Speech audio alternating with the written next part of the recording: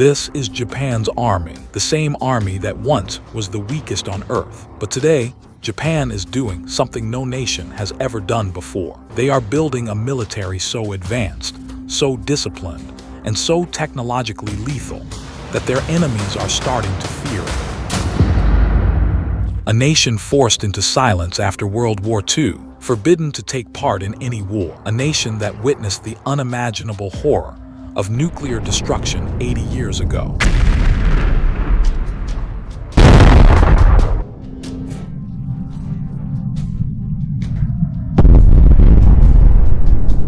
A nation whose own constitution, Article 9, promised its people that Japan would never maintain any war potential. But today, every major military power, from Washington to Beijing, is watching Japan's rise with caution. And more importantly, how China, Russia, and North Korea is forcing Japan to suddenly stand at the center of a storm, and how directly or indirectly the United States could be dragged in it, whether it wants or not. Tensions are rising, trade routes hang in the balance, and every move here could ripple across the globe. Is this the warning signs of the world sliding toward the next great war? Let's start from the beginning. During World War II, Japan was one of the most aggressive nations. Driven by extreme militarism and the belief that it was destined to dominate Asia, Japan launched a series of brutal expansions across Asia. During that time, Japanese military was one of the most violent army in the Asian mainland. When U.S. blocked Japan's oil supply to stop its army, Japan reacted with Pearl Harbor attack. In reply, America captured many major cities of Japan, launched many aerial bombing over Japanese cities, and 2 major nuclear attacks in Japan's land which completely destroyed Japanese leaders. After the end of World War II, America took control over Japan and dissolved its military. In 1947, the U.S. helped Japan write a new constitution, and in 1951, America and Japan signed a security pact written that America will keep its military bases in Japan. In return, the U.S. promised to defend Japan if attacked by foreign armies. Till now, Japan is completely rely on America for protection.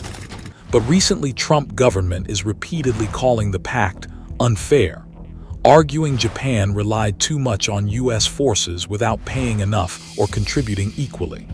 If for any reason, in other words, we pay all the money, they don't pay anything.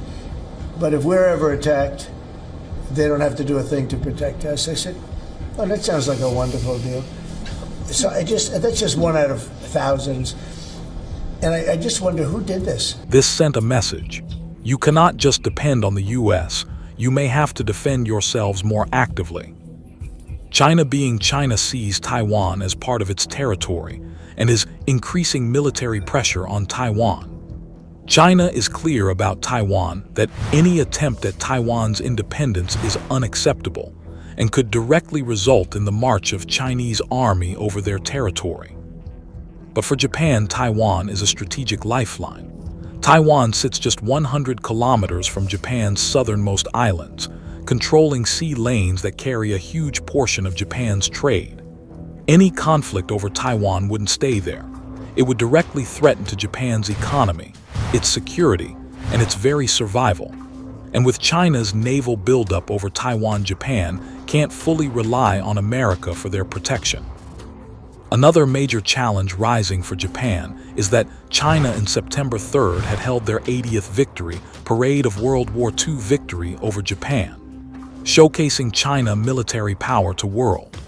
Putin and Kim also was guest, shaking hand with China, showcasing their rising coordination together. President of America, Donald Trump, had also shared his views through his social media account, mentioning, "Please give my warmest regards to Vladimir Putin and Kim Jong-un as you conspire against the United States of America." This shows a rising tension between powerful giants. From years, American leaders are also in support of Taiwan because of its contribution in semiconductor production. About 90% of the world's advanced semiconductors comes from Taiwan itself. If China takes control over Taiwan, it would gain near total dominance over the world's most advanced semiconductor supply, which will allow China to control critical semiconductor production and it will directly weaken U.S. technological superiority over world, and potentially reshape global supply chains under its influence. Taiwan sits at the heart of the first island chain, controlling key sea lanes in the Western Pacific. This makes it critical for containing Chinese naval expansion. Losing influence over Taiwan could threaten U.S. strategic, economic, and technological dominance in the region. Putting everything aside for a minute, another big tension rising for Japan in Asian mainland is its neighbors itself. For decades, North Korea has been abducting Japanese girls from their land. The abducted girls were forced to teach Japanese language and culture to North Korean spies, so they could blend into Japanese society for future espionage missions.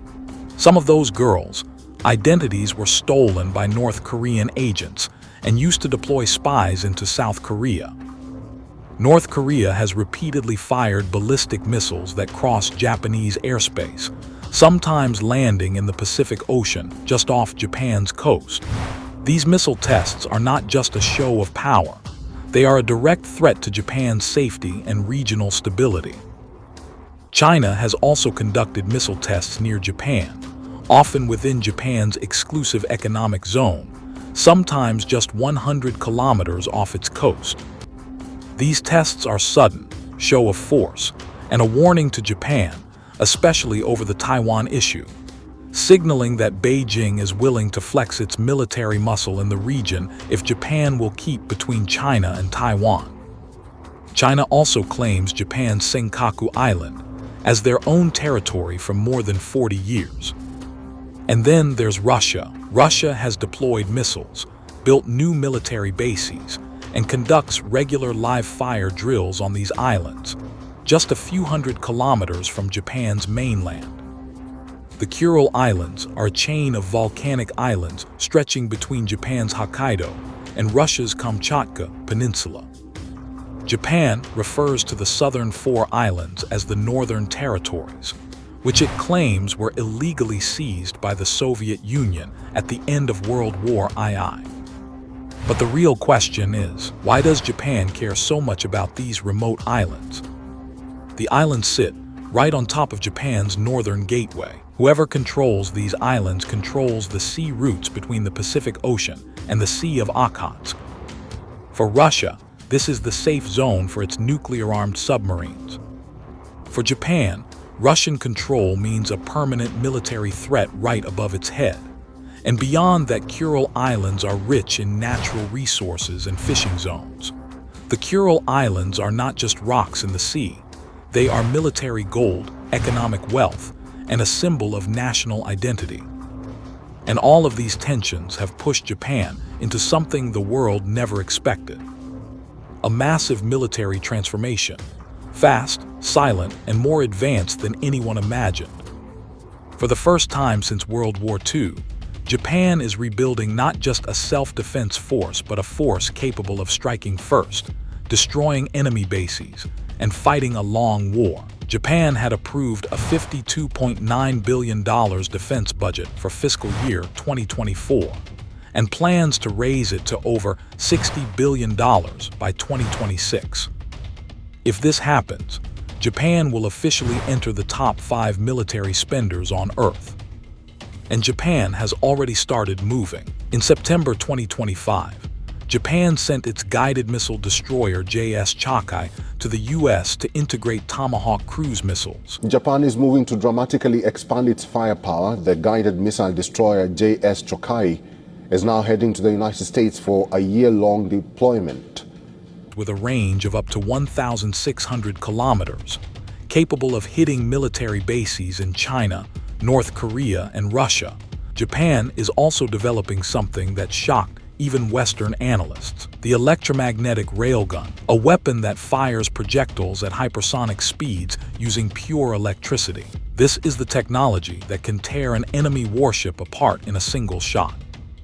And this is only the beginning. Japan is co-developing the 6th-generation FX stealth fighter with the UK and Italy for next-gen electronic warfare. Japan is building hypervelocity gliding projectiles, new generation anti-hypersonic interceptors, and converting its helicopter carriers into full aircraft carriers, capable of launching F-35 stealth jets. Japan already fields 8 Aegis-equipped destroyers, 22 modern submarines, and 2 aircraft carriers, making Japan the 3rd strongest navy in the Pacific, after the US and China.